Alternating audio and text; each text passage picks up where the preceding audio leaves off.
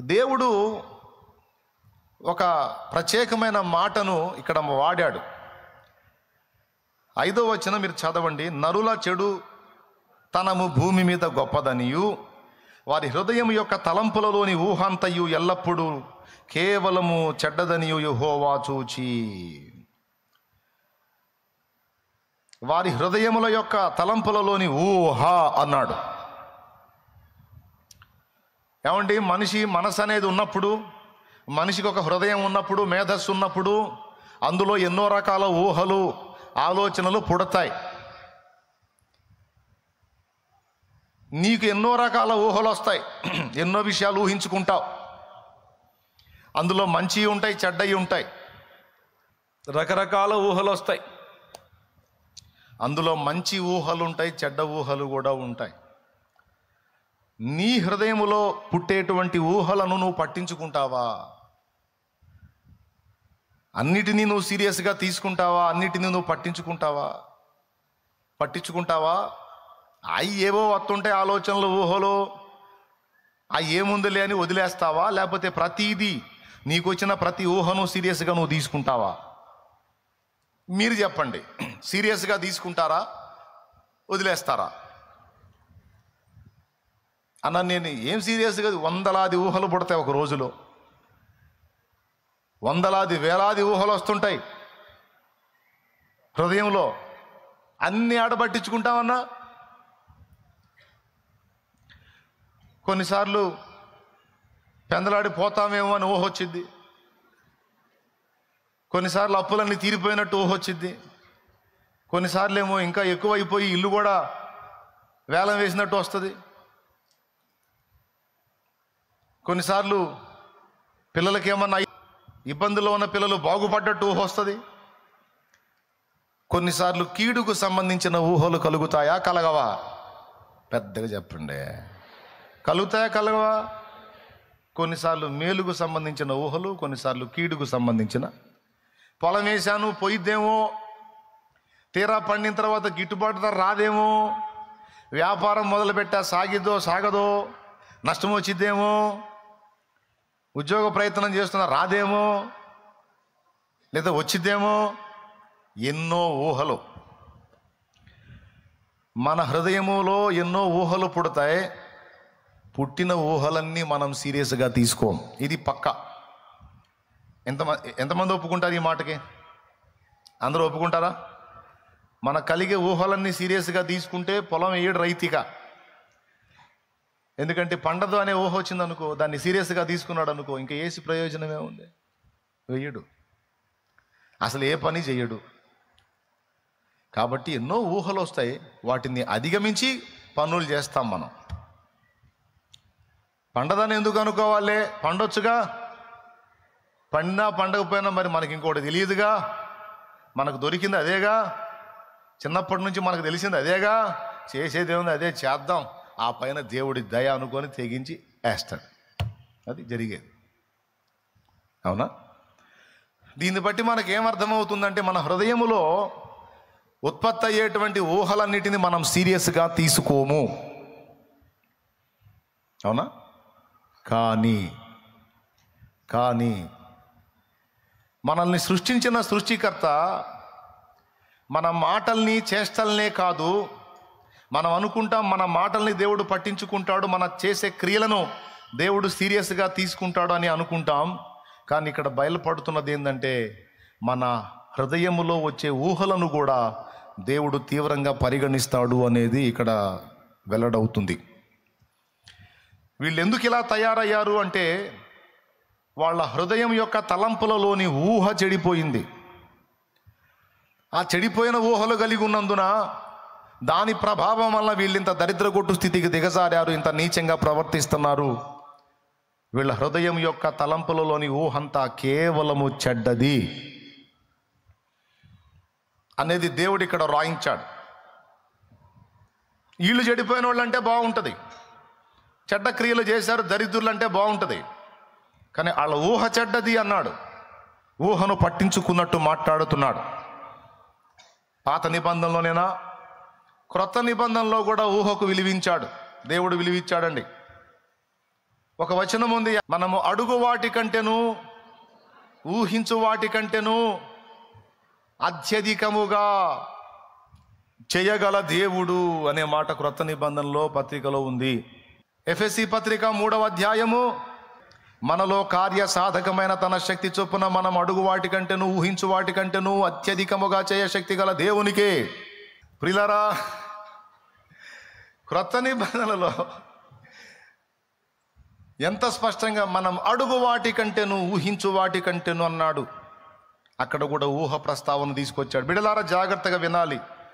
క్రొత్త నిబంధనలో కూడా ఊహ ప్రస్తావన తెచ్చాడు, పాత నిబంధనలో ఊహ ప్రస్తావన తీసుకొచ్చాడు. అంటే మన ఊహలను కూడా దేవుడు పట్టించుకుంటాడు అనేది సున్నితమైన అంశం. మనం దేవుని దగ్గరకు వచ్చినప్పుడు లేదా మనుషుల దగ్గరికి వెళ్ళినప్పుడు మనం ఇంత అడుగుదాం అనుకుంటాం, మనం ఇంత అడిగితే వాళ్ళు ఇంత ఇచ్చే అవకాశం ఉంది అనుకుంటాం, అవునా? అలాగే దేవుని దగ్గరికి వెళ్ళి దేవుణ్ణి అడుగుదాం అనుకుంటాం, ఇంత అడుగుదాం, దేవుడు ఇంత ఇచ్చే అవకాశం ఉంది. మనుషుల్లో కొంతమంది మంచోళ్ళు ఉంటారండి, మనం అడిగిన దానికంటే ఎక్కువ సాయం చేస్తారు. మనం కూడా కకృతిగా ఎక్కువ అడగకుండా మనకు తగినంత మనం అడిగినప్పుడు వాళ్ళు కకృతిగా అడగలేదు,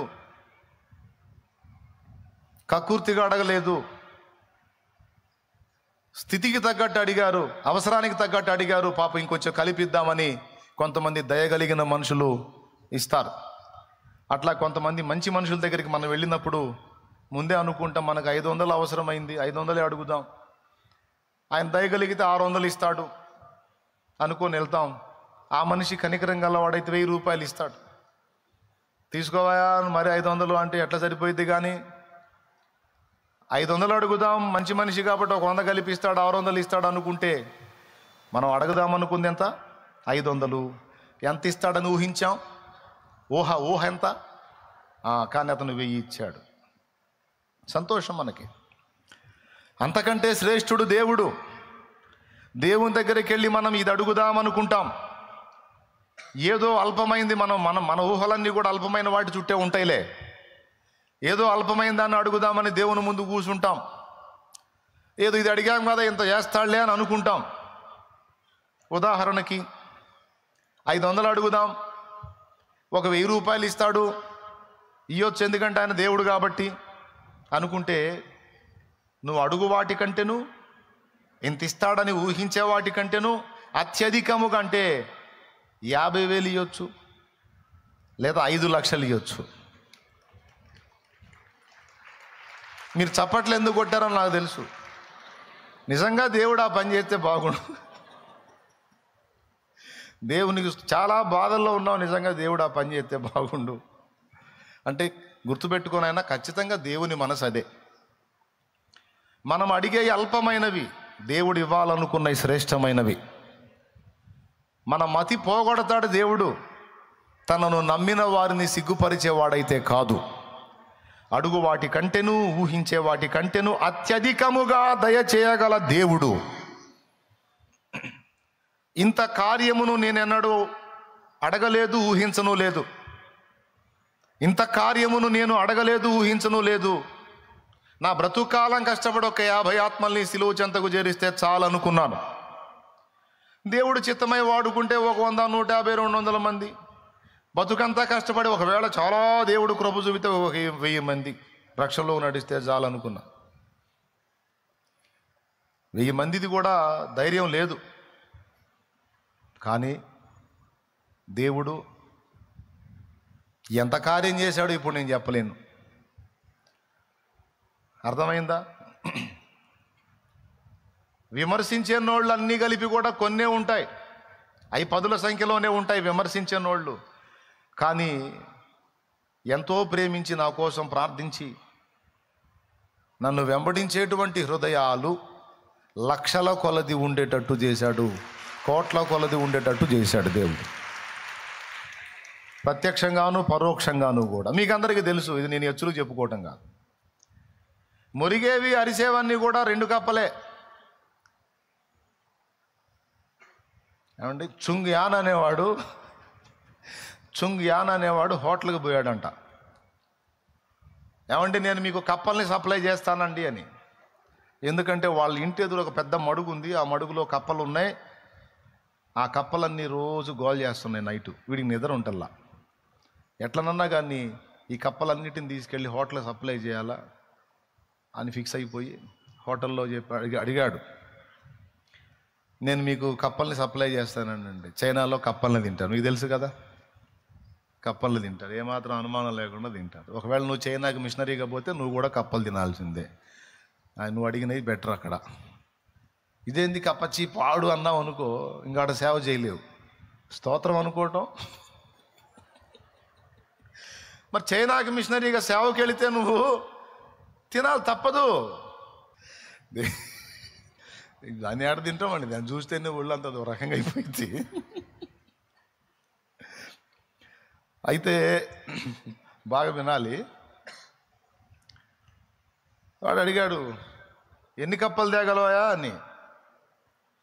మీకు నేను మరిన్ని తెస్తానంటే తక్కువ రేటు కూడా ఇస్తాను, ముందు నా ఇంటి ముందు ఆ మడుగులు ఆ దరిద్రం పోవాలి అని.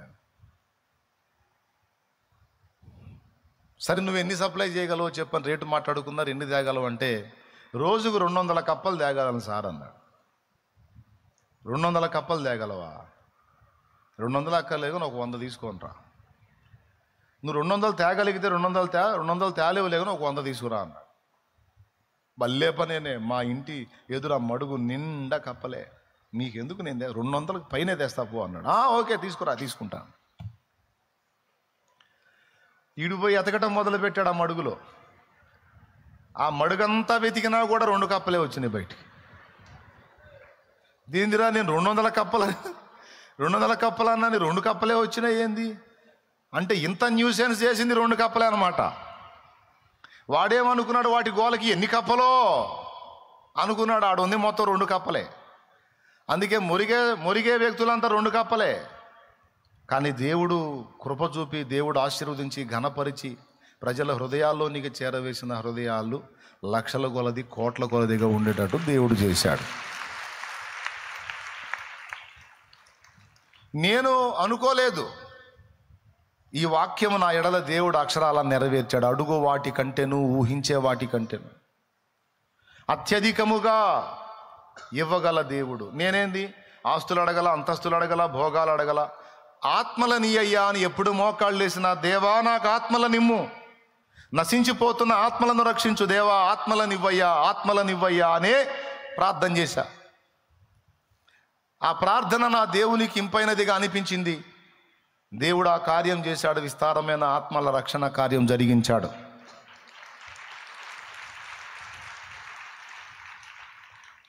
నా ఎడలైతే ఆ కార్యం నేను అనుభవిస్తున్నా. మీకు కూడా చెప్తున్నా, నువ్వు అడిగిన వాటికంటే, ఊహించే వాటికంటే అత్యధికముగా నీకు దాచిపెట్టి ఇయ్యగలడు ఆయన.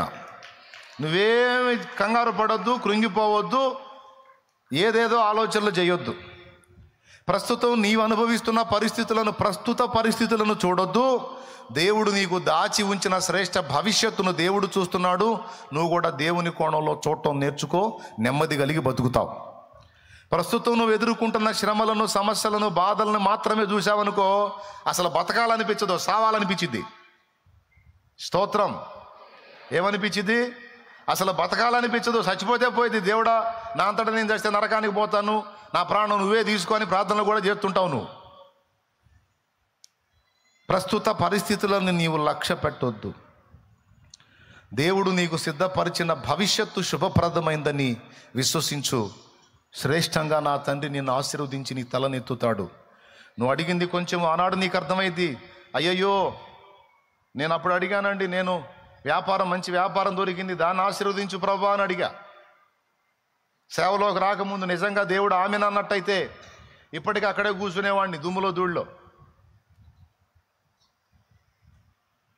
దేవుడు ఆమెను అల్లా, ఒరే నిద్రమోహవాడా నువ్వు ఆగురా అన్నాడు. దేవునికి స్తోత్రం. ఎక్కడ దొరికేవరా నువ్వు? ఎన్ని జన్మలు ఎత్తినా దొరకని భాగ్యం రా. ఎన్నో జన్మలు లేవలే, ఒకటే జన్మ. దొరకని భాగ్యం నీకు అందేటట్టు నేను చేస్తా. నువ్వు అదెందుకు చేయలేదు, ఇదెందుకు చేయలేదు, అలా ఎందుకు చేయలేదు, ఇలా ఎందుకు చేయలేదు, నేను ఈ ప్రయత్నం చేస్తే నువ్వు ఎందుకు సఫలం చేయలేదని అనొద్దు. నువ్వు నాకు వేరే ప్లాన్ ఉంది, నువ్వు నువ్వు నువ్వు అట్లా ఉండు, నేను చేస్తా కదా అంటాడు ఆయన. నా ప్రణాళిక ఏదో నాకుంది, నువ్వెందుకు టెన్షన్ అవుతున్నావు? నేను ఏదో అనుకుంటే ఏదో అయింది ప్రభా. ఏమైంది? ఏం కాల, నా చేతుల్లో ఉంది. నీ జీవితం నీ చెయ్యి దాటిందా? నా చెయ్యి దాటదు, నా చేతుల్లో ఉంది అని దేవుడు ధైర్యపరుస్తాడు. ఇది వాస్తవమే. ఎంతమంది నమ్ముతున్నారండి? నిజంగా అర్థమైతే చేతులు ఎత్తి స్తోత్రం చెప్పండి. రైట్, డౌట్ లేదుగా. అది దీనికంటే ముందు నీవు నేను మనం గుర్తించాల్సిన సంగతి ఒకటి ఉంది. అసలు మన హృదయాల్లోని ఊహను దేవుడు పట్టించుకుంటున్నాడా అంటే పట్టించుకుంటున్నాడు అనేది వాక్య సత్యం. మనమే పట్టించుకొని ఊహల్ని దేవుడు ఎట్ట పట్టించుకుంటాడు అంటే పట్టించుకుంటున్నాడు అని గ్రంథం చెప్పింది. అమ్మ బాబోయ్, ఇప్పుడు పిచ్చి పిచ్చి ఊహలు కూడా రానియొద్దు అన్నమాట. ఎందుకంటే రాసుకుంటాడు అక్కడ. మనమేమి తలంచుచున్నామో, మన లోపల ఏం అనుకుంటున్నామో దేవుడు ఎరుగును, దేవుడు వాటిని పట్టించుకొనును. అది దేవుని వాక్యం ఇస్తున్న సాక్ష్యం. ఇది మనందరి హృదయాల్లో ఉంచుకోవలసినటువంటి విషయం. నువ్వు చెడ్డ ఊహలు ఊహించావా? అయ్యి తీసుకుంటున్నాడు. లేదు, దేవుని యందలి విశ్వాసమును బట్టి మంచి తలంపులు, మంచి ఊహలు నువ్వు కలిగి ఉన్నావా? వాటిని కూడా దేవుడు పట్టించుకుంటున్నాడు. రెండింటిని పరిగణలోకి తీసుకుంటున్నాడు దేవుడు. ఇప్పుడు మీకు ఇశ్రాయేలులో జరిగిన ఒక ఉదంతం సాక్ష్యం ఇస్తుంది. ఒకసారి చూడండి. ఐగుప్తు దేశము నుండి ఇశ్రాయేలు ప్రజల్ని దేవుడు బయటికి తీసుకొచ్చినప్పుడు ఏ ఉద్దేశంతో తెచ్చాడు? వాళ్ళని నాశనం చేయాలని తెచ్చాడా? లేకపోతే పాలు తేనెలు ప్రవహించే దేశంలోనికి వాళ్ళని తీసుకెళ్ళి వాళ్ళని ఏలికలుగా చేసి, బానిస బ్రతుకుల్లోంచి బయటికి తెచ్చి వాళ్ళని ఏలికలుగా చేసి, పాలు తేనెలు ప్రవహించే దేశంలో వారిని స్థిరపరిచి వాళ్ళను నాటి వాళ్ళక్కడ వర్ధిల్లి భూమి మీద జనములన్నిటికీ ఆశీర్వాదకరంగా మారాలని ఉద్దేశంతో బయటికి తెచ్చాడా? ఏ ఉద్దేశంతో తెచ్చాడు? నాశనం చేయాలని తెచ్చాడా? వాళ్ళని బాగు చేయాలని తెచ్చాడా? ప్రియులారా, ఈరోజు మీ అందరికీ నేను ఎక్కువసేపు చెప్పనని ముందే చెప్పా. మీ అందరికీ, నాకు, మనందరికీ కూడా ఎప్పుడు దేవుని మనస్సులో అసలు మన గురించి ఏమనుకుంటున్నాడో అనే విషయంలో స్పష్టత ఉండాలి. మనందరి విషయములో, వ్యక్తిగతంగా ఎవరికి వాళ్ళకి, అసలు నా విషయంలో దేవుడు ఏమనుకుంటున్నాడు, అసలు నా విషయంలో దేవునికున్న తలంపులేంటి, దేవునికున్న ఊహలేంటి అనేది మనం పరిశీలించుకోవాలి. ఊహలు మనకే కాదు, తలంపులు మనకే కాదు. వింటున్నావా? మన విషయంలో దేవునికి కూడా ఊహలు ఉన్నాయి. ఎవరు లేరు లేక ఎందుకు వెనక్కి చూసావు? మనకు కూడా ఊహలు ఉన్నట్టు దేవునికి కూడా మన విషయంలో ఊహలు ఉన్నాయి, తలంపులు ఉన్నాయి, కొన్ని ఆలోచనలు ఉన్నాయి, కొన్ని ప్రణాళికలు ఉన్నాయి. ఏమి నీకైనా ఆయన తలకాయ ఉంది, నీకైనా ఆయన హృదయం ఉంది. దేవునికి కూడా హృదయం ఉంది, దేవునికి కూడా ఆలోచనలు ఉన్నాయి. నీ పిల్లల గురించి నువ్వేమేమి ఊహలు ఊహిస్తావో, ఏమేమి ఆలోచనలు చేస్తావో, వాళ్ళ భవిష్యత్తును గురించి ఎలాంటి తలంపులు నువ్వు కలిగి ఉంటావో, మరి నిన్ను గన్న తండ్రిగా, నన్ను గన్న తండ్రిగా మన దేవునికి మన మీద ఊహలు ఉండవా? తలంపులు ఉండవా? ఉంటాయా? ఉండవా? వాటిని మనం గ్రహించాలి. ఈ ఒక్క మాట మీరు కరెక్ట్గా కానీ తీసుకోగలిగినట్లయితే, నిజంగా ఆ కోణంలో ఆలోచించగలిగినట్లయితే, మీకు అసలు ఇక హృదయంలో ఇబ్బంది, వేదన అనేదే ఉండదు. ఇది మీకు అర్థం కాకపోతే మాత్రం ఆ వేదనలోనే బతుకుతారు. మళ్ళీ ఒకసారి చెబుతా, మనందరినీ సృష్టించిన సృష్టికర్తగా, మన కోసం ప్రాణం పెట్టిన రక్షకుడుగా, సంఘముగా మనందరినీ సమకూర్చిన ప్రభువుగా, మన భూమి మీద జీవితానికి సంబంధించి, నిత్యత్వానికి సంబంధించి రెండు విషయాల్లో కూడా దేవునికి ఊహలున్నాయి, తలంపులున్నాయి. దేవుడే అంటున్నాడు, నీకే కాదురా కోరికలు, ఊహలు, తలంపులు, ఆలోచనలు నాకు కూడా ఉన్నాయి, నాకు కూడా కోరికలు ఉన్నాయి. నాకు కూడా ఇష్టాలు ఉన్నాయి, తలంపులు ఉన్నాయి, ఊహలు ఉన్నాయి అని. అవునా ప్రభువా? ఇప్పుడు ఎవరికి వాళ్ళు అడగండి దేవుణ్ణి, అసలు నా గురించి నీ ఊహలేంది దేవా, నా గురించి నీ తలంపులేంది దేవా, అసలు నా గురించి నువ్వేమనుకుంటున్నావు దేవా, నన్ను ఏం చేయాలనుకుంటున్నావు ప్రభువా అని అడగండి. ఆ కోణంలో ఆలోచించండి. అప్పుడు మీకేమర్థమైద్దో తెలుసా? దేవుడు నీ గురించి కలిగి ఉన్న ఊహలు, తలంపులు బహు గొప్పవి. బానిసలాగా నువ్వు ఉండాలని దేవుడు ఊహించుకుంటున్నాడా, కోరుకుంటున్నాడా? లేకపోతే నువ్వు ఏలిక కావాలని దేవుడు కోరుకుంటున్నాడా? అసలు నీ విషయంలో దేవుని ఊహేంది? నువ్వు బానిసగా ఉండాలనా, ఏలికగా ఉండాలనే? అందరు చెప్పాలి. రైట్? నువ్వు శాపాన్ని అనుభవించాలని దేవుడు ఊహించుకుంటున్నాడా, తలంచుచున్నాడా? లేకపోతే శాపగ్రస్తమైన అనుభవాల్లోంచి విడుదల పొంది నీవు ఆశీర్వాదంగా ఉండాలి, అనేకులకు ఆశీర్వాద కారణంగా ఉండాలని అనుకుంటున్నాడా? అసలు ఏమనుకుంటున్నాడు ఆయన? ఆశీర్వాదకరంగా శపించబడాలని, దరిద్రగొట్టు స్థితికి దిగజారాలని, శాపాన్ని అనుభవించాలని, శాపంలో బ్రతకాలని దేవుడు కోరుకుంటున్నాడా? అసలు ఎప్పుడన్నా అనుకుంటాడా? రైట్. 2, మూడవది, నువ్వు అగచాట్ల మారి బతకాలని దేవుడు కోరుకుంటాడా? లేకపోతే ఆనందకరమైన జీవితం జీవించాలని దేవుడు కోరుతున్నాడా? ఇప్పుడు ఈ కోణంలో మనం ఆలోచిస్తే ఒక్కటి కూడా నెగిటివ్ తలంపు మన విషయంలో దేవుడు కలిగి ఉన్నట్టు మనం గుర్తించలేం. నేను చెప్పిన కోణంలో దేవుని తలంపులను మనం కానీ పరిశీలించుకుంటే ఒక్కటంటే ఒక్క విషయంలో కూడా మన విషయంలో నెగిటివ్ తలంపు దేవుడు కలిగి ఉన్నట్టు నీవు గుర్తించలేవు.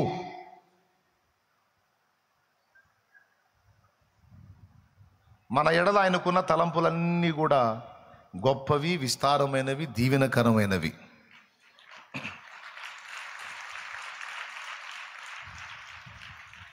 అవునా?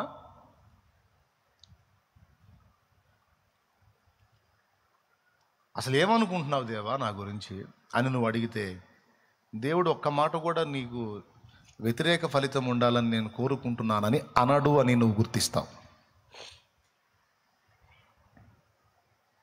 కానీ కొన్నిసార్లు మనం ఈ దైనందిన జీవితంలో మనం ప్రయాణం చేసేటప్పుడు మనకు ఎదురయ్యే షాకుల దెబ్బకి, ఎదురయ్యే పరిస్థితుల దెబ్బకి, ఒడిదుడుకుల దెబ్బకి అసలు మన గురించి దేవుడు ఏం ఊహిస్తున్నాడో అన్న ఊహలను కూడా మనం తారుమారుగా అర్థం చేసుకునే ప్రమాదం ఉంది. మనం ఎదుర్కొనేటువంటి ప్రతికూల పరిస్థితులను బట్టి దేవుణ్ణి మనం నెగిటివ్ కోణంలో అర్థం చేసుకునే అవకాశం ఉంది. ఆ పని ఇశ్రాయేలీలు చేశారు. కనాను దేశమును సమీపించినప్పుడు గోత్రానికి ఒకటి చొప్పున 12 గోత్రాలకు 12 మందిని స్తోత్రం చెప్పినానా, 12 గోత్రాలకు 12 మందిని ఎంపిక చేసి మీరు వెళ్ళి వాగ్దాన దేశం ఎలా ఉందో చూడండి, ఆ దేశపు పండ్లలో కొన్ని తీసుకొని రండి, 40 దినములు సంచరించి మొత్తం సమాచారం తీసుకొని రండి అని ఈ 12 మందిని పంపించారు. 40 రోజులు సంచరించారు. ఆ దేశపు పండ్లు కొన్ని తీసుకున్నారు, వచ్చారు. సంఖ్యాకాండము 13వ అధ్యాయము 26వ వచనం నుంచి చదువుతున్నాను చూడండి. అట్లు వారు వెళ్ళి పారాను అరణ్యమ సర్వ సమాజమునొద్దకును వచ్చి వారికిని ఆ సర్వ సమాజమునకును సమాచారము తెలియజెప్పి ఆ దేశపు పండ్లను వారికి చూపించిరి. వారు అతనికి తెలియపరచినదేమనగా, నీవు మమ్మను పంపిన దేశమునకు వెళ్ళితిమి, అది పాలు తేనెలు ప్రవహించు దేశమే, దాని పండ్లు ఇవి. అయితే ఆ దేశములో నివసించు జనులు బలవంతులు, వారి పట్టణములు ప్రాకారము గలవి, అవి మిక్కిలి గొప్పవి. మరియు అక్కడ ఆనాకీయులను చూచితిమి. అమాలేకీయులు దక్షిణ దేశములో నివసించుచున్నారు, హిత్తీయులు, యెబూసీయులు, అమోరీయులు కొండ దేశములో నివసించుచున్నారు, కనానీయులు సముద్రమునొద్దను యోర్దాను నదీ ప్రాంతములలో నివసించుచున్నారని చెప్పిరి. కాలేబు మోషే ఎదుట జనులను నిమ్మళపరచి, మనము నిశ్చయముగా వెళ్ళుదము, దాన్ని స్వాధీనపరచుకుందము, దాన్ని జయించుటకు మనకు శక్తి చాలుననెను. అయితే అతనితో కూడా పోయిన ఆ మనుషులు, ఆ జనులు మనకంటే బలవంతులు, మనము వారి మీదికి పోజాలమనిరి. మరియు వారు తాము సంచరించి చూచిన దేశమును గూర్చి ఇశ్రాయేలీయులతో చెడ్డ సమాచారము చెప్పి, మేము సంచరించి చూచిన దేశము తన నివాసులను భక్షించు దేశము, దానిలో మాకు కనబడిన జనులందరూ ఉన్నత దేహులు. అక్కడ నెఫీలీయుల సంబంధులైన ఆనాకు వంశపు నెఫీలీయులను చూచితిమి. మా దృష్టికి మేము మిడతల వలె ఉంటిమి, వారి దృష్టికి అట్లే ఉంటిమనిరి. బాగుంది. వెళ్ళారు, వచ్చారు, సమాచారం చెప్పారు. ఒకడన్నాడు, మనకు శక్తి చాలు, మనం పోయి కొట్టేస్తాం, దాన్ని స్వాధీనపరుచుకుంటాం. దేవుడు నిజంగా మనకు వాగ్దానం చేసిన దేశం పాలు తేనెలు ప్రవహించే దేశమే. పండ్లు చూడండి ఎంత పండ్లు ఉన్నాయో. ఒక ద్రాక్ష గెలను ఇద్దరు మోయాల్సి వచ్చింది. వేళ్లతో మనం పట్టే ద్రాక్ష గెలను ఇద్దరు మనుషులు దండెతో మోయాల్సి వచ్చిందంటే ఎంత సారవంతమైన భూమో, ఎంత అద్భుతమైన పంటలు పండే స్థలమో దీన్ని బట్టే మీకు అర్థం చేసుకోవచ్చు. కాబట్టి మనం వెళ్ళి దాన్ని స్వాధీనపరుచుకుందాం. దేవుడు వాగ్దానం చేశాడు కదా అని కాలేబంటే మిగిలిన వాళ్ళు అన్నారు, లేదు లేదు, దాని మీదకి మనం పోజాలము. వాళ్ళు ఎంత పొడుగున్నారు అనుకున్న వాళ్ళు మమ్మల్ని చూస్తే మిడతల్లాగా ఉన్నాం. మేము మా దృష్టికి అంతే ఉన్నాం, వాళ్ళ దృష్టికి కూడా మిడతల్లాగా ఉన్నాం. కాబట్టి మనం వాళ్ళని జయించి దాన్ని స్వాధీనపరచుకున్నాం. ఇది పెద్ద విషయం, అయిపోయింది మన పని అన్నారు. ఎప్పుడైతే, వినండి బాగా, ఎప్పుడైతే వీళ్ళు ఈ సమాచారం చెప్పారో, ఏమండి, 10 మంది మాట్లాడితే దానికి బలం ఎక్కువ, ఒకడిద్దరు మాట్లాడితే బలం తక్కువ. యెహోషువ కాలేబులేమో లేదు లేదు దాన్ని మనం స్వాధీనపరచుకోగలమని అంటే, మిగిలిన 10 మంది అన్నారు లేదు లేదు మన వల్ల కాదు, మనం బలైపోయామని మాట్లాడారు. 14వ అధ్యాయము మీరు చూడొచ్చు. అప్పుడు ఇశ్రాయేలు జనం అన్న మాటలు ఒక్కసారి మీరు చూడండి. ఒకసారి సంఖ్యాకాండము 14వ అధ్యాయము 1వ వచనం నుంచి.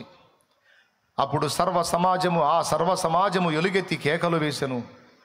ప్రజలు ఆ రాత్రి ఎలుగెత్తి ఏడ్చిరి. మరియు వాళ్ళు అంటున్నారు, ఇశ్రాయేలీయులందరూ మోషే అహరోనులపైన సణుగుకొందిరి. ఆ సర్వ సమాజము, అయ్యో, ఐగుప్తులో మేమేల చావలేదు, ఈ అరణ్యమందు మేమేల చావలేదు. మేము కత్తివాత పడున్నట్లు యెహోవా మమ్మును ఈ దేశంలోనికి ఏల తీసుకొని వచ్చెను. మా భార్యలు మా పిల్లలు కొల్లపోవుదురు. తిరిగి ఐగుప్తుకు వెళ్ళుట మాకు మేలు కాదా అని వారితో అనిరి. అవండి, వారు మనము ఒక నాయకుని ఒకని నియమించుకొని ఐగుప్తునకు తిరిగి వెళ్ళుదామని ఒకరితో ఒకడు చెప్పుకొనగా. ప్రియులారా, జాగ్రత్తగా వినాలి. ఎప్పుడైతే మనం దాన్ని స్వాధీనపరచుకోలేము, అది డేంజర్ ప్రదేశం, అక్కడ నెఫీలీ జాతి మనుషులు ఉన్నారు, ఇంత పొడుగోళ్ళు ఉన్నారు అని వీళ్ళు ఎప్పుడైతే చెప్పారో వీళ్ళ గుండెలు అవిసిపోయినాయి. ఇశ్రాయేలు సర్వ సమాజము, లక్షలాది మంది ప్రజలు ఒక్కసారిగా గగ్గోలు పెట్టారు, గొడవ చేశారు. మోషే అహరోనుల మీద సణిగారు, అంతటితో ఆగల, యెహోవా మీద కూడా సణిగారు. బాగా వినండి. దేవుడి మీద సణిగి వాళ్ళు పలికిన మాటలు దేవుణ్ణి చాలా బాధ పెట్టినాయి. అసలు దేవుడు ఏమనుకున్నాడు వాళ్ళ గురించి, కానీ వాళ్ళు ఏమనుకుంటున్నారు దేవుని ఆలోచనల గురించి. దేవుడంట వాళ్ళందరినీ ఆ దేశానికి తీసుకొచ్చి కత్తివాత చేత చంపించాలని తెచ్చాడంట. ఒకటి, వాళ్ళ భార్యల్ని శత్రువులకు అప్పగించాలని తెచ్చాడంట. వాళ్ళ పిల్లల్ని కొల్ల సొమ్ముగా బానిసలుగా ఆ ప్రజలకు అప్పగించాలని తెచ్చాడంట. మొత్తం మీద టోటల్గా వాళ్ళ ఊహ ఏంటంటే, ఇప్పుడు దేవుడి గురించి, వాళ్ళ దేవుడిని గురించి అంటున్న మాట, మమ్మల్ని నాశనం చేయాలని తెచ్చాడు వీడికి అన్నారు. ఎందును బట్టి ఈ మాట అన్నారంటే, వాళ్ళు విన్నదాన్ని బట్టి, వాళ్ళు విన్న చెడ్డ సమాచారమును బట్టి, వాళ్ళు ఎదుర్కొన్న సమస్యను బట్టి, వాళ్ళు ఎదుర్కొన్న శోధనను బట్టి. నిజంగానే దేవుడు అలాగే ఊహించుకున్నాడా? అసలు దేవుని ఊహేంటి, వాళ్ళు అనుకున్నది ఏంటి? ఈరోజు మనం కొన్ని సన్నివేశాలు ఎదుర్కొన్నప్పుడు, మనం కొన్ని ఇబ్బందులు ఎదుర్కొన్నప్పుడు, కొన్నిసార్లు మనకు కూడా ఇలాంటి దుష్ట తలంపులు వచ్చే అవకాశం ఉంది. ఇశ్రాయేలీయుల కంటే మనమేం గొప్ప కాదు. వాళ్ళు మనుషులే, మనం మనుషులమే. వాళ్ళు దేవుని చేత నడిపించబడ్డోళ్లే, మనం దేవుని చేత నడిపించబడుతున్నోళ్ళమే. వాళ్ళు కొన్ని ఇబ్బందుల్లో ప్రయాణం చేశారు, మనం కూడా కొన్ని ఇబ్బందుల్లో ప్రయాణం చేస్తున్నాం. ఇబ్బందులు ఎదురైనప్పుడు వాళ్ళు ఎలాగైతే గలగల మాట్లాడారో మనం కూడా కొన్ని ప్రతికూలతలు ఎదురైనప్పుడు మనం కూడా గలగల మాట్లాడే ఛాన్స్ ఉంది. అయితే ఇక్కడ దేవుడు వాటిని పట్టించుకుంటున్నాడు అనే విషయం మనం మర్చిపోకూడదు. అంటే దేవుడు ఎలా ఫీల్ అయ్యాడంటే, అరే నిజంగా నేను అలానే అనుకున్నానా మీ విషయంలో? అసలు నేను ఏమనుకున్నానో నీకు తెలుసా? తెలిసినట్టు మాట్లాడేస్తున్నారు మీరు. అసలు ఏ ఉద్దేశంతో నేను మిమ్మల్ని బయటికి తెచ్చాను? ఇంతకాలం మిమ్మల్ని అన్ని విధాలా నేను ఎలా కాపాడుతూ వచ్చాను? ఏం ఉద్దేశం కడుపులో పెట్టుకొని ఇదంతా చేశాను?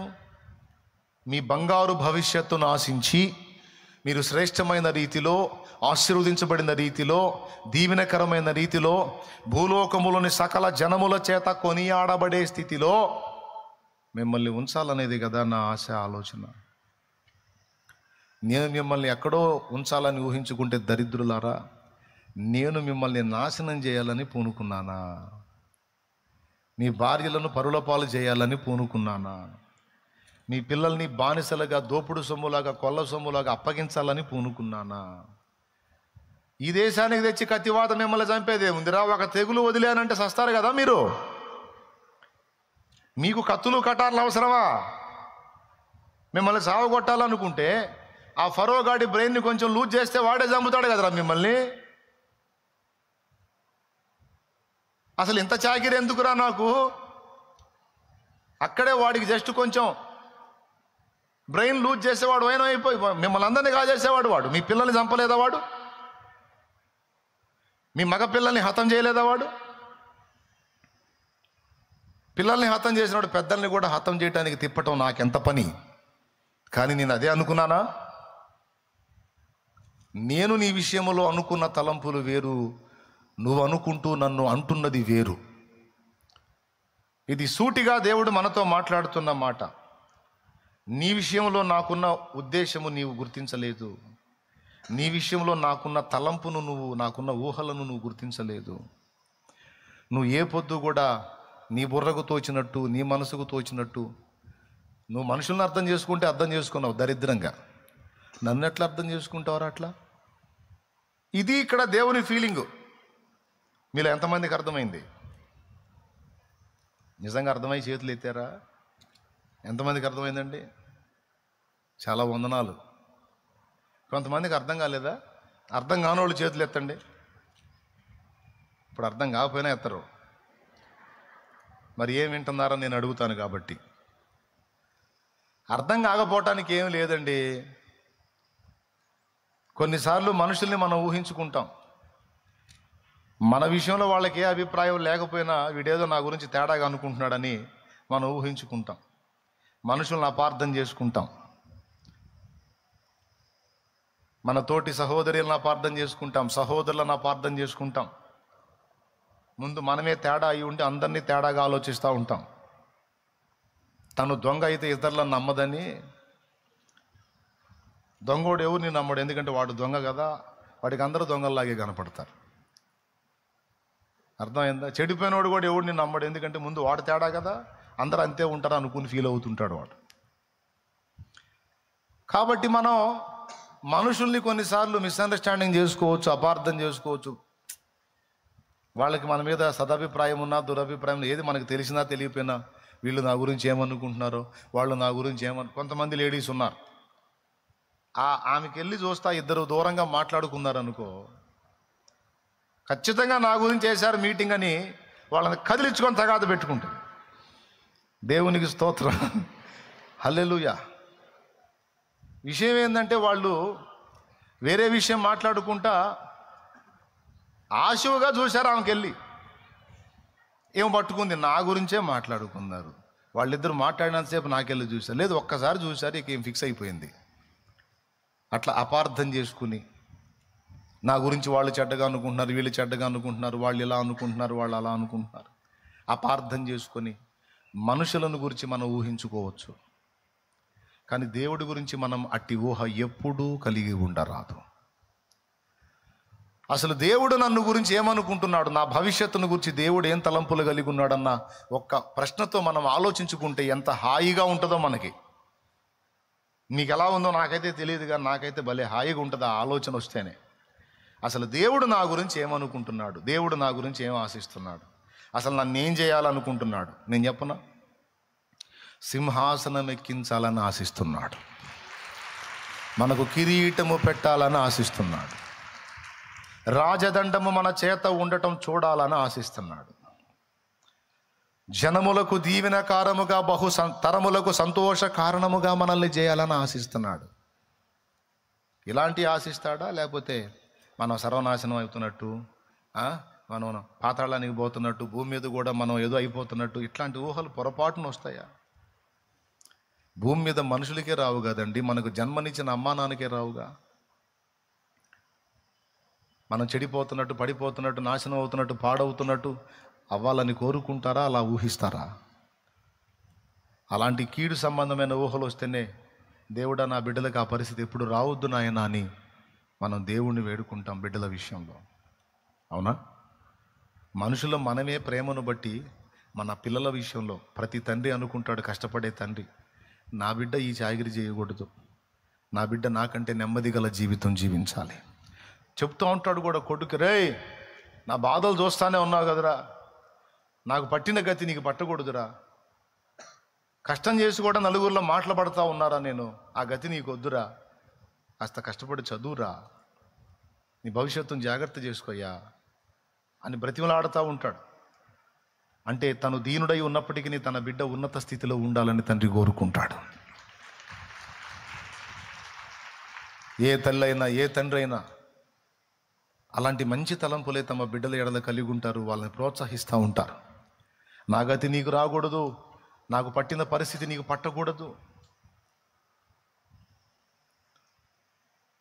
తల్లిదండ్రి లవ్ మ్యారేజ్ చేసుకున్నారు అనుకో, పిల్లలకు చెప్తారు, ఇదిగో నేను పొరపాటు పడ్డాను, నా తల్లిదండ్రులకు క్షోభను మిగిలించాను, ఆ శాపాన్ని నేను అనుభవించాను, నా కుమార్తె నువ్వు అలాంటి స్టెప్ తీసుకోవద్దు, నేను తీసుకొని ఈరోజు కూడా నెమ్మది లేని బతుకుతున్నాను, శపించబడ్డాను, అలాగున నువ్వు అడుగు వేసి నువ్వు శాపగ్రస్తురాలివి కావద్దు, శాపగ్రస్తుడు కావద్దు అని సలహా ఇస్తుంటారు. నా గతి నీకు పట్టకూడదు, నా పరిస్థితి నీకు రాకూడదు.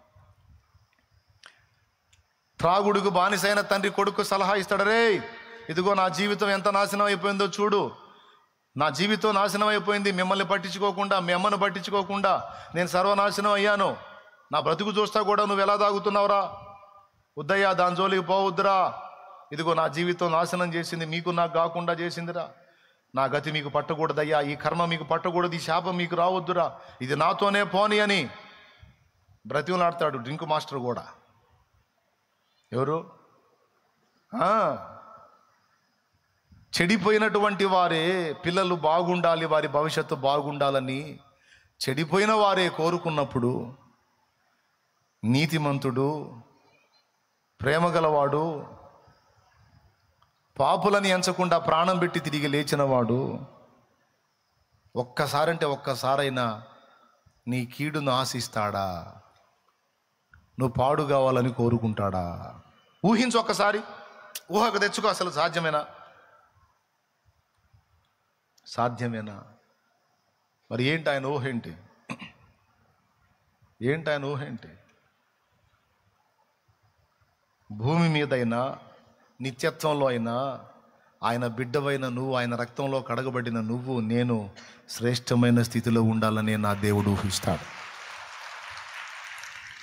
నా దేవుడు తలస్తాడు. నేను చెప్తున్నాను, నువ్వు అనుకున్న స్థాయి కాదు, అంతకు మించిన స్థాయిలో నువ్వు ఉండాలని కోరుకుంటాడు. ఈ ఊహ నీకు వచ్చినప్పుడు, ఇది నువ్వు గుర్తించినప్పుడు దేవుణ్ణి మనసారా స్తుతించటమే తప్ప సనగటం, వణగటం, నీ గతి నీకు బట్టి నువ్వు దూషించటం అనేవి ఉండవు. దేవునికి స్తోత్రం. ఏమైనా అర్థమైందా నేను చెప్పింది? నేను చెప్పినట్టుగా నువ్వు దేవుణ్ణి గుర్తించగలిగితే నోరు తెరచి హాయిగా దేవుణ్ణి ఆరాధించుకుంటాం, మహింపరుచుకుంటాం. ఎందుకంటే దేవుడు మన ఉన్నతినే కోరతాడు కానీ మన నాశనాన్ని కోరడు. మన అభివృద్ధినే కోరతాడు కానీ మన పతనాన్ని కోరడు. కడుపు నిండా నీకు తిండి దొరకాలని కోరుకుంటాడు కానీ పస్తులతో నువ్వు మాడాలని కోరుకోడు. శ్రేష్టమైన వస్త్రం నువ్వు తొడగాలని కోరుకుంటాడు కానీ చింకి పాతర బతుకులను నువ్వు పొంది ఉండాలని దేవుడు కోరుకోడు.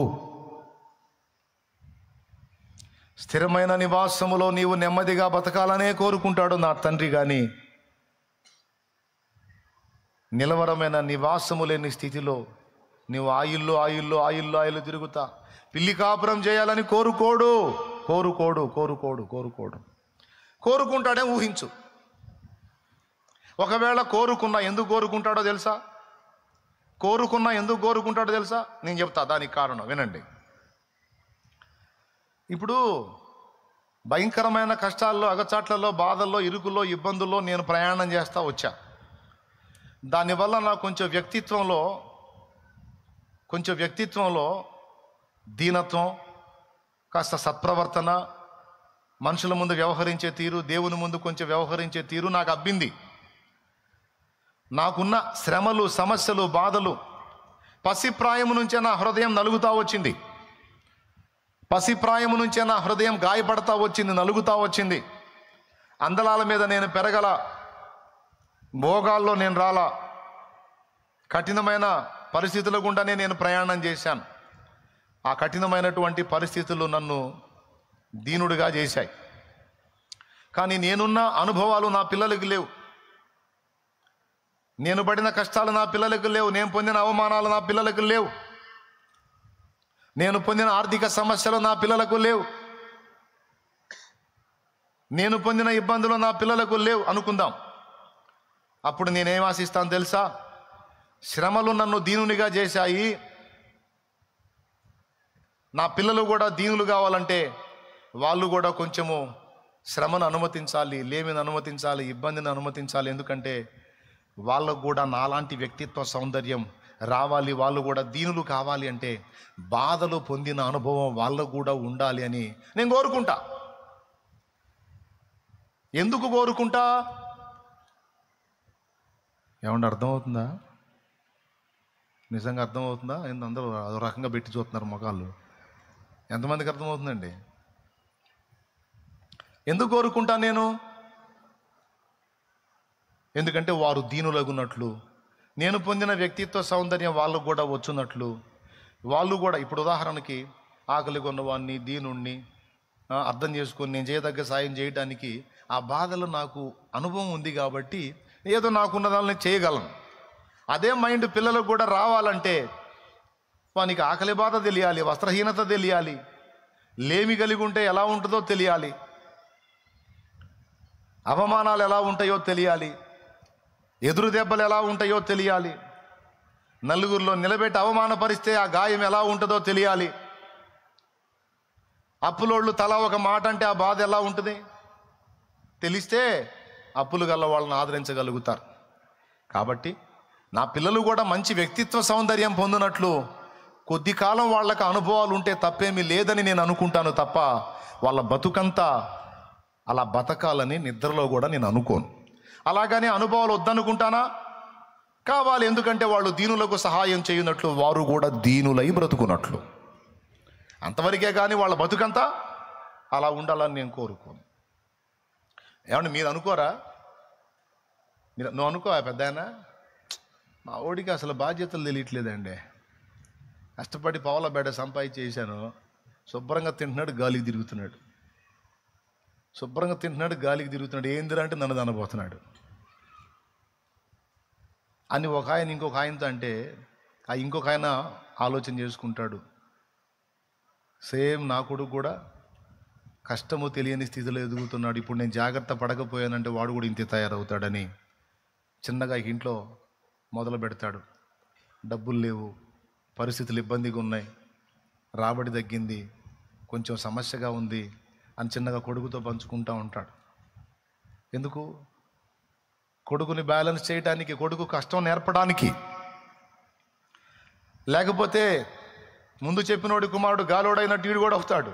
కాబట్టి వీడికి బాధ్యతలు నేర్పాలి, వీడికి కొంచెం శ్రమల అనుభవం నేర్పాలి, నా కష్టం తెలియాలి అని చిన్నగా ట్రైనింగ్ మొదలు పెట్టుకుంటాడు తండ్రి. ఇదంతా ఎందుకంటే కుమారుడు చెడిపోకుండా దీనుడై వాడు క్రమంగా బ్రతకడానికి. మన విషయంలో కూడా దేవుడు అలా ఊహించవచ్చు, తప్పు లేదు. నాకెలా వ్యక్తిత్వ సౌందర్యం ఉందో నా పిల్లలకు కూడా అలాంటి వ్యక్తిత్వ సౌందర్యం ఉండాలి. నాలో ఉన్న ప్రేమ నా పిల్లల్లో కూడా ఉండాలి. నాలో ఉన్న దీన మనసు నా పిల్లల్లో కూడా ఉండాలి. నాలో ఉన్న యథార్థత నా పిల్లల్లో ఉండాలి. నాలో ఉన్న దయ, జాలి గుణం నా పిల్లల్లో ఉండాలి. ఇవన్నీ ఉండాలంటే ఆ శ్రమలు ఎలా ఉంటాయో, ఆ ఇబ్బంది ఎలా ఉంటుందో నా పిల్లలకు కూడా తెలియాలన్న ఉద్దేశంతో, ఆ అవసరం కోసం అగ్ని లాంటి శ్రమలు కొన్ని అనుమతిస్తాడు తప్ప పూర్తిగా మనల్ని అందులో ఉండిపోజేయాలనేది దేవుని ఆలోచన కాదు, దేవుని సంకల్పం కానే కాదు. అర్థమైందా? ఏమర్థమైంది? మన వ్యక్తిత్వ సౌందర్యాన్ని పెంచడానికి దేవుడు కొన్ని ప్రతికూలతలు అనుమతిస్తాడు తప్ప అసలు మన గురించి ఆయనకు ఉన్న ఊహలే వేరు. ఏమున్నాయి ఊహలు? నీ వారసత్వముకై నా జయము కోరింది నీవేనని, అత్యున్నతమైన సింహాసనమును నాకీర్తుటలో నీకు అసాధ్యమైనది ఏమున్నది, అసాధ్యమైనది ఏమున్నది. యూదా స్తుతి గోత్రపు సింహమా, యేసయ్యా నా ఆత్మీయ ప్రగతిని స్వాధీనమా, నీవే కదా నా ఆరాధన, ఆరాధన స్తుతి ఆరాధన, ఆరాధన స్తుతి ఆరాధన. Praise the lord, praise the lord. అసలు ఏంటి ప్రణాళిక? ఏంటి ఉద్దేశం? ఏంటి చెప్పండి. నేను చెప్పిన ఈ రెండే కారణాలు. మొదటి ఉద్దేశం ఏమో మనము ఉన్నత స్థితిలో ఉండాలనేది దేవుని కోరిక, ఊహ, తలంపు, ఆశ. అన్ని విషయాల్లో, ఈ భూమి మీద అక్కడ కూడా అన్ని విషయములలో ప్రియుడా నీవు వర్ధిల్లాలి. అలాగ మనమందరం వర్ధిల్లాలి, దేవుని కోరిక. అయితే అన్ని విషయములలో వర్ధిల్లున్నట్లు కొన్ని బాధలు కూడా మనకు అవసరమై ఉన్నవి. అవి మన వ్యక్తిత్వంలో వర్ధిల్లేటట్టు చేస్తాయి. అర్థమైందా? అంతకు మించి దేవుడికి నీ మీద ఏ పగ లేదు, ఏ ద్వేషం లేదు, నీ మీద ఏం కుట్ర పెట్టుకోవాలా దేవుడు. అర్థమైందా? కుట్ర ఏం పన్నలా, అంత సీన్ లేదు నీకు. ఆయన నువ్వు పన్నమన్నా కుట్ర పెట్టుకునేవాడు కాదు. ఆయన పరిశుద్ధుడు. ఎవరాయనా? కానీ మనకు ఎదురవుతున్న ప్రతికూలతలను బట్టి మనల్ని పరీక్షించుకుంటాడు, మన వ్యక్తిత్వాన్ని ప్రకాశింపజేస్తాడు. కొన్ని కారణాలు ఉన్నాయి, వాటిని బట్టి మనకు దీన మనసు వచ్చినట్లు బాధలను అనుమతిస్తాడు. ఎందుకంటే మన పిల్లలు కూడా దీన మనసు కలిగి ఉండాలి. మన పిల్లలు కూడా కాస్త కూస్త బాధలు ఉంటే నేర్చుకుంటారని మనం ఎట్లయితే అవకాశం ఇస్తామో అలా ఇస్తాడు. అదే అవసరాన్ని బట్టి అగ్ని వంటి శ్రమలు కలుగుచున్నవని తెలిసి కలత చెందబోకు. అవసరాన్ని బట్టి అగ్ని వంటి శ్రమలు కలుగుతున్నవని తెలిసి కలత చెందబోకు. నిన్ను పిలిచిన దేవుడు నమ్మదగినవాడు, శోధనలో నిన్ను విడిచిపెట్టిపోడు. కంటి పాపల తోడుండి నిన్ను కాచుకుంటాడు, కన్న తండ్రిలా తోడుండి నిన్ను ఆదుకుంటాడు. నమ్మునే సమా ఇది సత్యం, వీడబోకుమా విశ్వాసం. నీ ఆశ నిరాశ కాదు, వేదన ఎందుకు, నీ కన్నీరు కలకాలముండదు, కలతే చెందకు. అయ్యా నా బాధలు నా అగసాట్లు నీకెందుకు అవసరం? అవసరాన్ని బట్టి అగ్ని వంటి శ్రమలు అన్నావు కదా. అసలు నా బాధలు నాగసాట్లతో నీకేం అవసరం అంటే, నాకు అవసరమే పిచ్చి మొహమా, నీకే అవసరం అయి అంటాడు. అవసరం నాది కాదు, నీదే. అవన్నీ నిన్ను దీనునిగా, దీనురాలిగా, వినయ మనస్కురాలిగా చేస్తాయి. ఆ వ్యక్తిత్వ సౌందర్యం నీకు వచ్చినప్పుడు నువ్వు అక్కడ ఉన్నతంగా ఉంటావు, ఇక్కడ ఉన్నతంగా ఉంటావు. ఎక్కడుంటావు? అక్కడ ఉంటావు, ఇక్కడ ఉంటావు. ఈ రెండు చోట్ల నువ్వు ఉన్నతంగా ఉండాలి. అందుకే నేను మా అమ్మ మా నాన్న మీద ఎప్పుడు ఫీల్ అవ్వలా. ప్రభువుని తెలుసుకున్న ఆనాటి నుంచి ఈనాటి వరకు మమ్మల్ని ఇంత అగచాట్ల మారి జీవితంలో పెంచుకొచ్చారు, ఇన్ని కష్టాలు పడ్డాం మేమని అనలా. ఇంకా చెప్పాలంటే అలాంటి తల్లిదండ్రులు దేవుడు నాకు ఇచ్చినందుకు స్తోత్రం అనుకుంటున్నా. ఎందుకు? వాళ్ళు చాలా మంచోళ్ళు, ఏ లోపము లేని పరిపూర్ణ పరిశుద్ధులని కాదు. మా ఇంట్లో రోజు తగాదు ఉండేది, కనీసం వారంలో 3 రౌండ్లన్నా ఉండేది మా ఇంట్లో తగాద. దానివల్ల తల్లిదండ్రులు గొడవాడుకుంటే పిల్లల హృదయాలు ఎలా నలుగుతాయో అర్థమైంది. దారిద్ర్య రేఖకు దిగువనున్న కుటుంబంలో ఎలాంటి అనుభవాలు ఉంటాయో నేను అనుభవించాను. ఏమండి, అవన్నీ నేను ఎదుర్కొన్నందున్న రకరకాలుగా, ఒకటి కాదులే, చాలా విషయాలు ఉన్నాయి, అన్నీ చెప్పుకునే టైం వేస్ట్ చేయను. అవన్నీ కూడా కొన్ని విషయాలు నేను నేర్చుకునేటట్టు, కొన్ని నేను కలిగి ఉండేటట్టు దేవుడు చిన్న ప్రాయం నుంచే నా మీద వర్క్ చేశాడు. ఆయన పని చేశాడు. ఆయన చేసి చేసి చేసి చేసి ఇప్పుడు మిమ్మల్ని ఇలా మీ ముందు ఇలా నిలబెట్టాడు. శ్రమలలో సిలువలో నీ రూపు నలిగినదా, శిలనైనా నన్ను నీ వలె మార్చుటక. పాడండి. శిలనైనా నన్ను నీ వలె మార్చుటక, శిల్పకారుడా నా యేసయ్యా, మలచుచుంటివా నీ పోలికగా,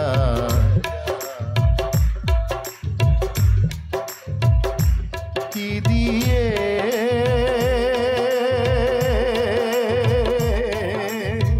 నా ఎడ నీకున్న నిత్య సంకల్పమా, నా ఎడ నీకున్న నిత్య సంకల్పమా, ఇంతగా నన్ను ప్రేమించినది నీ రూపము నాలో చూపించుటక. దేవునికి మహిమ, దేవునికి మహిమ. నా పిల్లల్లో ఎవడన్నా ఫోర్స్గా వ్యవహరించాడు అనుకో, నాకు వెంటనే అర్థమైపోయింది, వీడు దీనంగా ఉండాల్సిన చోట ఫోర్స్గా ఉన్నాడు. ఏంటంటే అనుభవం లేదు, అనుభవం లేదు కాబట్టి అట్లా ఉన్నాడు. అదే అనుభవం తగిలితే నాలాగా వాడు కూడా దీనుడు అవుతాడు. ఇప్పుడు చెప్పండి, యేసయ్య వ్యక్తిత్వ సౌందర్యం అంతా మనలో ఉండాలని కోరుకుంటాడా, కోరుకోడా? పెద్దగా చెప్పండి. అలాంటి వ్యక్తిత్వం వస్తే మనం ఇహమందు పరమందు కూడా ఘనత పొందుతాం. మరి ఇప్పుడు మనం ఘనత పొందాలంటే ఆయన వ్యక్తిత్వ సౌందర్యం మనకు కూడా అవ్వాలి, మనకు కూడా రావాలి. రావాలంటే మామూలుగా వచ్చిద్దా? కోటింగ్ ద్వారానే వచ్చిద్ది. అందరూ చెప్పండి, దేని ద్వారా వచ్చిద్ది? ఒకప్పుడు ఇక్కడ కూర్చున్న మనం మామూలు మిడివేలమా, మామూలు నడమంత్రం. వాస్తవం మాట్లాడుకుందాం, నడమంత్రం ఉందా లేదా చెప్పండి? మిడివేలం ఊరేగాం లేదా? ఇప్పుడు అవి ఇరిగిపోయినాయా లేవా? ఇప్పుడు ఎట్లుంది పరిస్థితి? ఎంత దీనిలో అయిపోయాం? అలా మనల్ని దీనత్వంలోకి తీసుకొచ్చింది ఏంటి? అగచాట్లు, కోటింగు, ప్రతికూలతలు, దెబ్బ మీద దెబ్బ, దెబ్బ మీద దెబ్బ, దెబ్బ మీద దెబ్బ తగిలి ఆకాశంలో ఉన్నవాడిని కిందకు మోకాళ్ళు వేసేటట్టు చేశాడు. పచ్చిగా చెప్పుకోవాలండి, లేకపోతే ఒకనాటి ఊరేగింపులా మనయే కాదు కదా. రైట్. ఈరోజు నువ్వు వెళ్తున్నా వస్తున్నా నలుగురు చూసాయా వందనాలయ్యా అనే పరిస్థితిలో నువ్వు ఉన్నావంటే ఆ వ్యక్తిత్వ సౌందర్యాన్ని నీలోకి తీసుకురావడానికి శ్రమల కొలిమిని వాడాడు. కాల్చబడకపోతే స్వర్ణం, అది మీకు తెలుసు కదా, ఇంకా పాడేదే ఉంది, అంతేనా? మీకు తెలుసు కదా.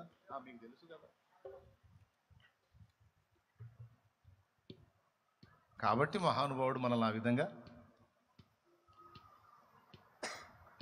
కొలిమిలో, ఇబ్బంది కొలిమిలో పెట్టి, శ్రమల కొలిమిలో పెట్టి, రకరకాలుగా నలగొట్టి ఈరోజు ఇంత మాత్రం లైన్లోకి తీసుకొచ్చి మనలో ఉన్న పెడద్రం విరగొట్టి, ఒకప్పుడు విర్రవీగే మన మాటలు, వ్యవహారం అంతా కూడా ఈరోజు దీనంగా మారిపోయేటట్టు చేశాడు.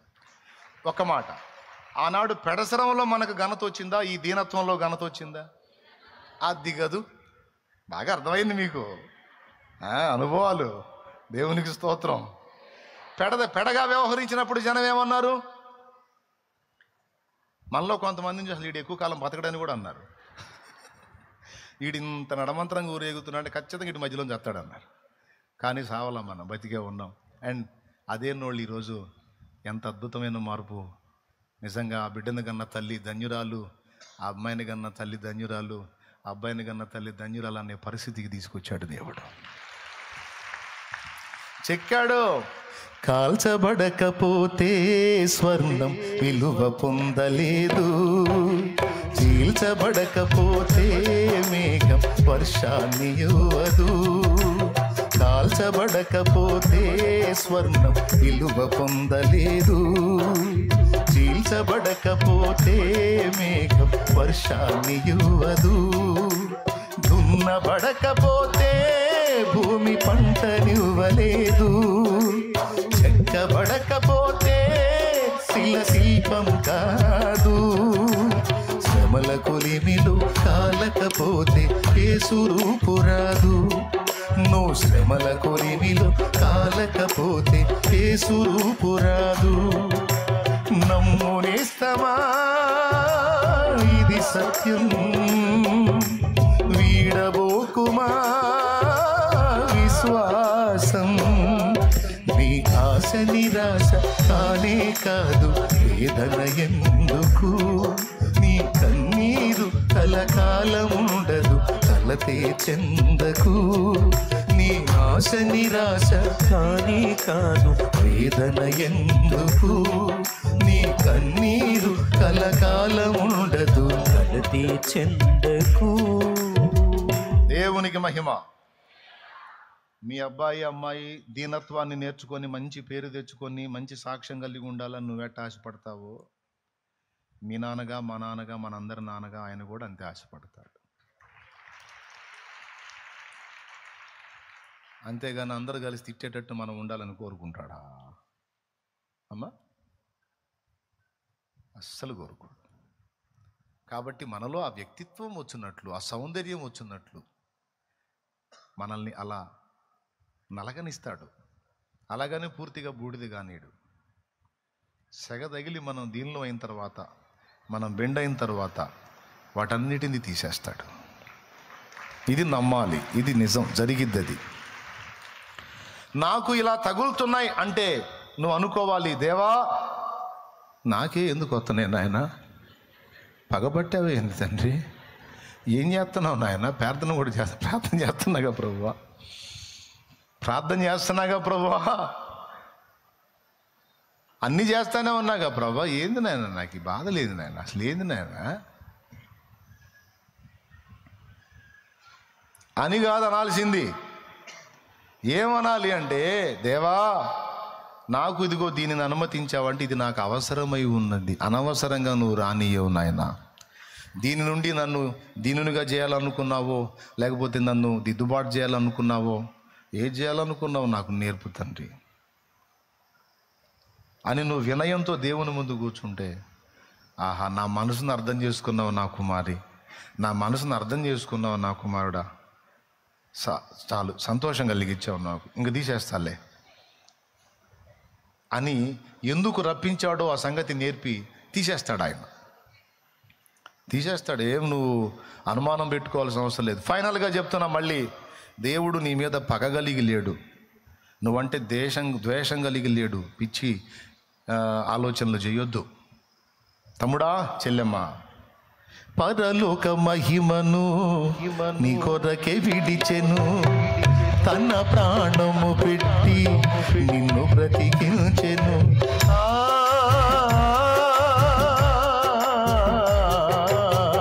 పరలోక మహిమను విడిచెను, తన ప్రాణము పెట్టి నిన్ను బ్రతికించెను. ఇంత చేసిన వాడు నీకు దూరమవుతాడా? సందేహమును వీడి సిలువ దర్శనము పొంది బ్రతికితే క్రీస్తు కొరకే, చావైతే లాభమనుకు. బ్రతికితే క్రీస్తు కొరకే, చావైతే లాభమనుకు. ప్రాణమా నాలో తొందర పడకుమా, ప్రాణమా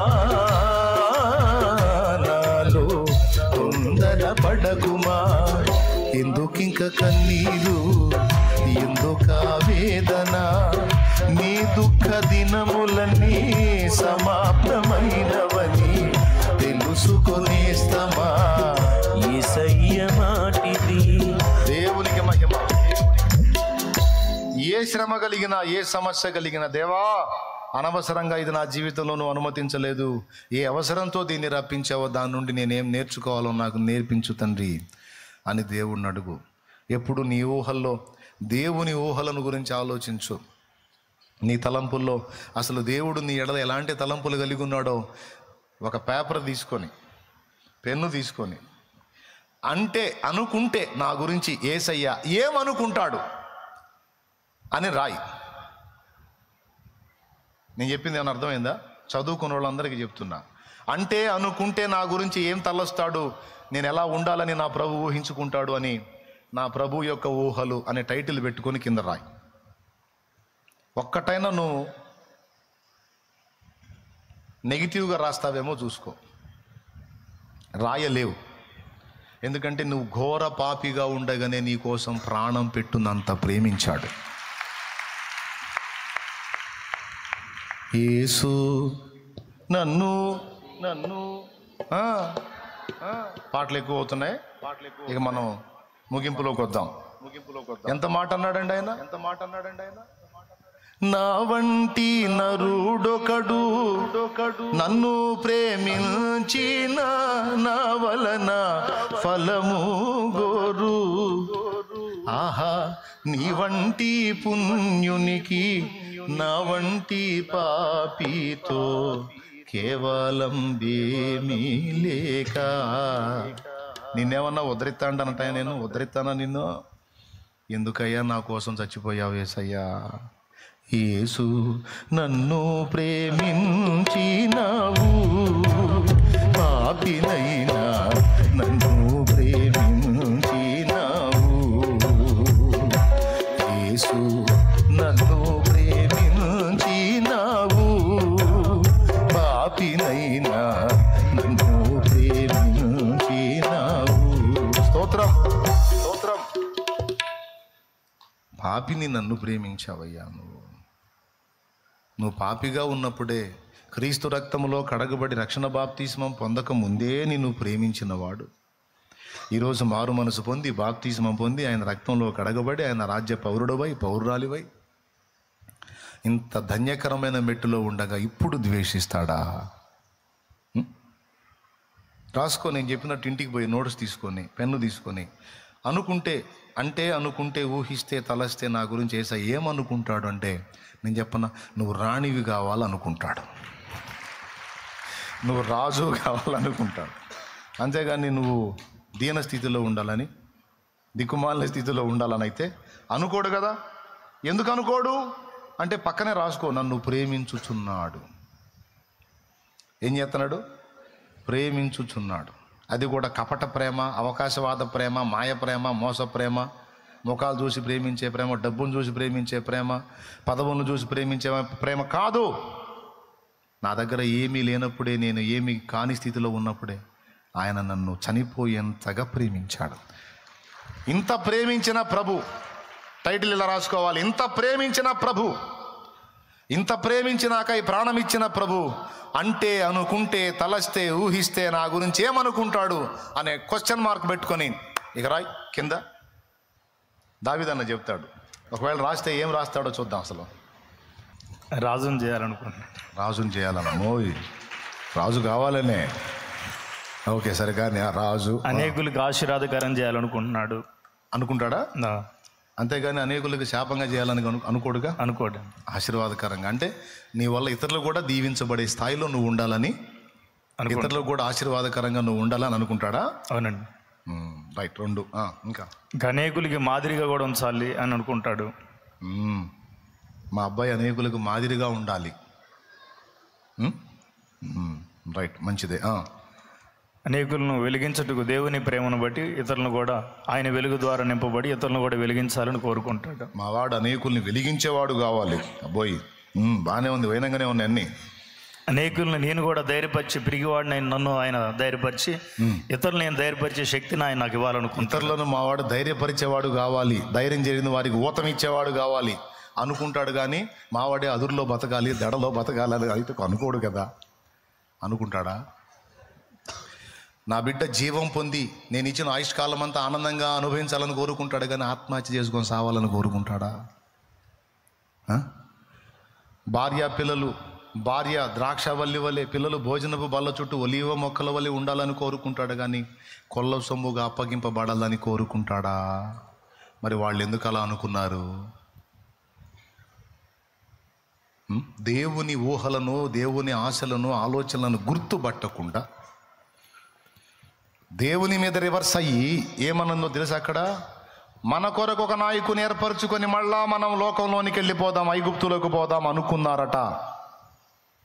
అంటే దేవుడు మనల్ని అన్యాయం చేయడానికి తెచ్చాడు, నాశనం చేయడానికి తెచ్చాడు, మన భార్యల్ని పరులకు అప్పచెప్పడానికి తెచ్చాడు, మన పిల్లల్ని కొల్ల సొమ్ముగా ఇవ్వడానికి తెచ్చాడు, మనల్ని కత్తివాత చేత చంపడానికి తెచ్చాడు. టోటల్గా మన దేవుడే తేడా. మనకు లోకమే కరెక్టు, పాపమే కరెక్టు, ఐగుప్తు బానిస బతుకే కరెక్టు. వాడు తిండి ఇవ్వకుండా పిల్లల్ని సావగొడతా కొరడా తీసుకొని బాది పని చేపిస్తుంటే అదే కరెక్టు. పగలు మేఘస్తంభమై, రాత్రి అగ్ని స్తంభమై, ఎండ దెబ్బ తగలకుండా రాత్రి వేళ పురుగులు, కీటకాలు, జంతువుల దాడి జరగకుండా అగ్నిస్తంభమై నైటు వెలుగిచ్చాడు. లోకమంతటికి చీకటి, ఇశ్రాయేలుకు మాత్రం నైటు కూడా పగలే. లోకమంతటికి ఎండ, ఇశ్రాయేలుకు మాత్రము మేఘము, చల్లని నీడ. నా తండ్రి ఎన్ని కార్యాలు చేశాడు. వారిని తరిమిన శత్రువుల్ని, ఐగుప్తుల్ని ఎర్ర సముద్రంలో నిలువున ముంచి పడేశాడు. బండ నుండి మధుర జలాలు రప్పించాడు, చేదైన మారా నీళ్ళని మధురంగా మార్చాడు. ఆకాశము నుండి మన్నాను కురిపించాడు కదయ్యా. ఏందయ్యా వాళ్ళకి చేసిన ద్రోహం? ఎక్కడయ్యా వాళ్ళకి చేసిన అన్యాయం? ఒకళ్ళ కింద బానిసల్లాగా బతుకుతున్న వాళ్ళని బయటికి తెచ్చి స్వేచ్ఛగా బ్రతికే అవకాశం ఇచ్చాడే. వాళ్ళు చెడిపోకుండా, పాడు కాకుండా హద్దులు నియమించి హద్దుల్లో విలువలు కలిగి బతకమన్నాడే. ఎక్కడ దేవుడు ద్రోహం చేసింది? ఎక్కడ అన్యాయం చేసింది? పిచ్చి మహారాజు ఎన్ని కార్యాలు చేశాడు. అన్నీ మర్చిపోయి ఈయన మాకొద్దు, మాకు లోకం కావాలి, ఐగుప్తు కావాలి అని వీళ్ళు దాన్నే కోరుకున్నారు. కడుపులో మండిపోయింది దేవుడికి. ఒరే, నేను అసలు ఏమనుకుంటున్నానో నా తలంపులనే గుర్తుపట్టలేదు మీరు. నేను ఏమనుకుంటున్నాను, మిమ్మల్ని ఎలా చేద్దాం అనుకుంటున్నానో, ఎలా చూద్దాం అనుకుంటున్నానో, నా ఆలోచనలు, నా ఆశలు, నా ఊహలే గుర్తుపట్టలేదు. దరిద్రులు మీరు. కాబట్టి మీరు నా విశ్రాంతిలో ప్రవేశించరు. ప్రమాణం చేస్తున్నా, నా విశ్రాంతిలో మీరు ప్రవేశించరు. మీరు మీ శవములు ఈ అరణ్యములోని రాలిపోతాయి ఇప్పుడు అన్నాడు. ఎందుకంటే దేవుడు ఏమనుకుంటున్నాడో ఆయన ఊహల్ని గుర్తుపట్టలేని మూర్ఖులయ్యారు. ఫలితంగా 2 తప్ప 6 లక్షల కాల్బలం అన్న మేము మొత్తం అరణ్యంలో రాలిపోయారు. 40 ఏళ్ల జర్నీ అయిపోయింది. వాళ్ళ శవాలన్నీ అరణ్యంలో రాలిందాక అరణ్యంలోనే దిప్పాడు వాళ్ళని 40 ఏళ్ళు. మా పిల్లలు కొల్లపోవుదరని మీరు చెప్పారు కదా. కొల్లపోవటం కాదు, మీ పిల్లలకు దాన్ని స్వాధీనపరుస్తానని తండ్రుల అరణ్యంలో రాలగొట్టి పిల్లల్ని వాగ్దత్త దేశమునకు చేర్చాడు. బిడ్డలారా, దేవుణ్ణి బాధ పెట్టకూడదు, దేవుణ్ణి దుఃఖపరచకూడదు, దేవుని గురించి పొరపాటుగా ఆలోచించకూడదు. దేవుడు నీకు నాకు మనకి కొన్ని పరిస్థితులను రానిస్తే వాటి వెనుక ఆయన ప్రణాళిక ఉంటుంది, ఉద్దేశం ఉంటుంది, మనకు నేర్పే విద్య ఉంటుంది, ట్రైనింగ్ ఉంటుంది, మనల్ని ప్రక్షాళన చేయటం ఉంటుంది, మనలో ఎగస్టాలను తొలగించడం ఉంటుంది. మనకి ఏదైనా ఒక అనుభవాన్ని రానిచ్చాడు, ఒక శ్రమను, సమస్యను, బాధను, వ్యాధిని, శోధనను, కష్టాన్ని రానిచ్చాడు, కొన్ని మాటలు మనల్ని తగలనిచ్చాడు అంటే దాని వెనక కారణాలు ఉంటాయి. మనల్ని హెచ్చించడానికి కావచ్చు, లేదా మనల్ని దీనులు చేయడానికి కావచ్చు, మనలో ఉన్న ఎగస్టాలని ప్రక్షాళన చేయడానికి కావచ్చు. అనేక కారణాలను బట్టి కొన్ని పరిస్థితులు మన జీవితంలో దేవుడు అనుమతిస్తాడు. గుర్తుపెట్టుకో, దేవుడు అన్యాయస్తుడు కాడు, ఆయన నిన్ను ప్రేమిస్తున్నాడు. ఆయన మన నాయన. చెప్పు, ఆయన ఎవరు? కానీ ఈరోజు తండ్రి హృదయాన్ని మనకి వెల్లడి చేశాడు. నా పిల్లలారా, నేను మీ నాన్నని, మీ ఎడల నాకున్న తలంపులు బహు విస్తారములు. మిమ్మల్ని నేను ఇలా చూడాలనుకుంటున్నాను, ఇలా చేయాలనుకుంటున్నాను.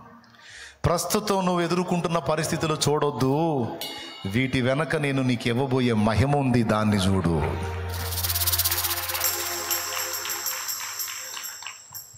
శ్రమ దినమున నీవు కృంగితే చేతకాక నిలిచిపోదు, శోధనలకు నీవు లొంగితే పనికిరాని పాత్రవౌదు. శ్రమ దినమున నీవు కృంగితే చేతగాక నిలిచిపోదు, శోధనలకు నీవు లొంగితే పనికిరాని పాత్రవౌదు. శ్రమను చూచి కలత నీవు చెందకు నేడు, శ్రమల వెనుక కలుగబోవు మహిమను చూడు.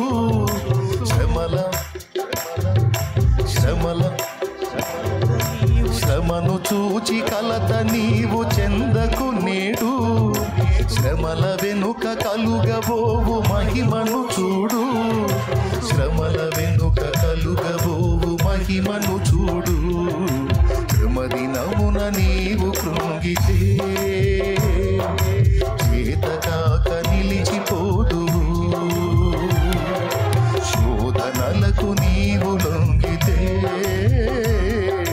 పనికిరాని పాత్రవౌదు. దేన్ని చూద్దాం? ప్రస్తుతం మనం ఎదుర్కొనే శోధన చూద్దామా? దీని తర్వాత దేవుడు ఇవ్వబోతున్న మహిమను చూద్దామా? మీరందరూ చెప్పాలి, దేవుడు నీ గురించి ఉన్నత తలంపులు కలిగి ఉన్నాడా, లేకపోతే తేడాగా ఆలోచిస్తున్నాడా? నువ్వేమన్నా శత్రువు అయింది ఆయనకి? నువ్వు కన్న బిడ్డవి. ఏ చేతులు నేను నిర్మించినాయో తెలుసా నీకు? ఆ చేతులే, ఆయన చేతులే నిన్ను నిర్మించినాయి, నన్ను నిర్మించినాయి. అద్దం ముందు నిలబడ్డప్పుడు నన్ను నేను చూసుకున్నప్పుడు నేను దేవుణ్ణే గుర్తు చేసుకుంటాను. ఈ రూపము నువ్వు, నేను ఇలా ఉండాలని నువ్వు అనుకొని నువ్వు ఇచ్చిన రూపం కదా దేవా. ఇది ఇలా ఉండాలనుకున్నావా? నేను ఇది నీ తలంపా అని ఆయన్నే గుర్తు చేసుకుంటాను. కాబట్టి సోదరులారా చెప్పండి, మనం శాపగ్రస్తులుగా ఉండాలని దేవుడు ఊహిస్తున్నాడా? ఏమై ఉండాలని ఊహిస్తున్నాడు? ఆశీర్వదించబడాలని ఊహిస్తున్నాడు. అసలు దేవుడు నిన్ను గురించి ఏమనుకుంటున్నాడో రాసుకో. నిన్ను ప్రేమించే దేవుడు. నేనైతే రాసుకునే అవసరం లేదు, ఎందుకంటే నాకు తెలుసు. అర్థమైందా? కాబట్టి మీరు గ్రహించి ధైర్యం తెచ్చుకోండి. కలిగేటువంటి ప్రతికూలతలన్నీ ఇప్పటిదాకా నువ్వు అనుభవించినవన్నీ నిన్ను వినయంలోనికి, దీన మనసులోనికి, సాత్వికంలోనికి, మృదుత్వంలోనికి, కోమలత్వంలోనికి, నిర్మలత్వంలోనికి, పరిమళత్వంలోనికి తీసుకొస్తాయి. నువ్వు తేజోవంతంగా మారిపోతావు, ఒక నక్షత్రం వలె ప్రకాశిస్తావు. ఇహమందును పరమందును కూడా దేవుని మెప్పు పొందుతావు. అలా చేస్తాడు నా దేవుడు. నువ్వు ఆశించినవి అందలేదని ఫీల్ అవ్వద్దు. నువ్వు ఆశించినవి అందలేదని ఫీల్ అవ్వద్దు. అంతకంటే శ్రేష్టమైనవి నీ కోసం దాచిపెట్టాడని గుర్తించు. ఇది నాకు అందని లేదంటే ఇంతకంటే బెటర్ లైఫ్ ఏదో, ఇంతకంటే శ్రేష్టమైనది ఏదో నా తండ్రి నాకు దాచిపెట్టాడు అనే గుర్తించు. అంతేగాని అందలేదని ఏడవవాకు, సనగవాకు, గొణగవాకు.